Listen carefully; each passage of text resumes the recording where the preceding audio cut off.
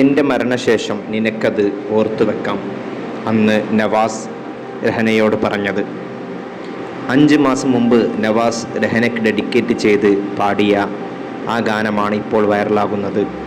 നവാസിൻ്റെ മരണശേഷം ആ പാട്ട് കേൾക്കുന്ന രഹനയുടെ മാനസികാവസ്ഥയെക്കുറിച്ചാണ് സോഷ്യൽ മീഡിയ ചർച്ച ചെയ്യുന്നത്. നടൻ കലാഭവൻ നവാസിൻ്റെ അപ്രതീക്ഷിത വിയോഗത്തിൻ്റെ നടുക്കം വിട്ടുമാറിയിട്ടില്ല. സിനിമാ ലോകത്തിനും പ്രേക്ഷകർക്കും നടൻ്റെ കുടുംബാംഗങ്ങൾക്കും. 51 വയസ്സുകാരനായ നവാസ് ഹൃദയാഘാതം മൂലമാണ് മരണപ്പെട്ടത്. പ്രണയിച്ചു വിവാഹം കഴിച്ചവരായിരുന്നു നവാസും രഹനയും. ഇന്നും പ്രണയം മനസ്സിൽ സൂക്ഷിക്കുന്ന ദമ്പതികൾ.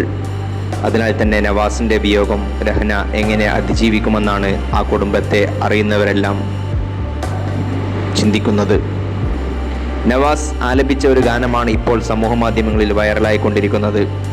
ആ ഗാനം ആലപിച്ച് തിരിച്ചെത്തിയപ്പോൾ നവാസ് രഹനയോട് പറഞ്ഞ വാക്കുകൾ ഇന്ന് നോവേറിയ ഓർമ്മയായി മാറുകയാണ്.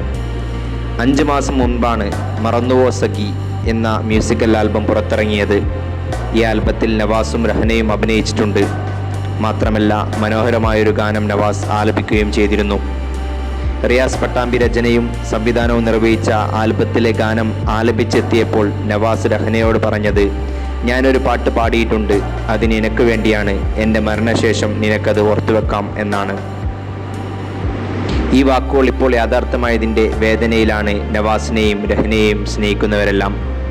നവാസിൻ്റെ ശബ്ദത്തിലുള്ള ആ ഗാനം നടൻ്റെ മരണശേഷം കേൾക്കുന്ന രഹനയുടെ അവസ്ഥ എന്തായിരിക്കുമെന്നാണ് സോഷ്യൽ മീഡിയ ചോദിക്കുന്നത്.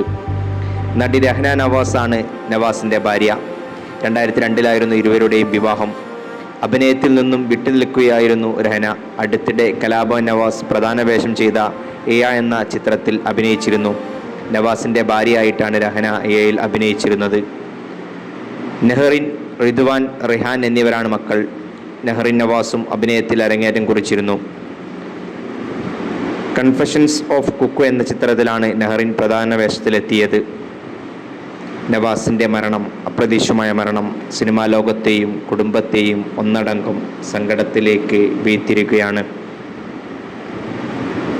അദ്ദേഹത്തിൻ്റെ കുടുംബത്തിനും സുഹൃത്തുക്കൾക്കും എല്ലാം ക്ഷമ ലഭിക്കട്ടെ എന്ന് പ്രാർത്ഥിക്കാം.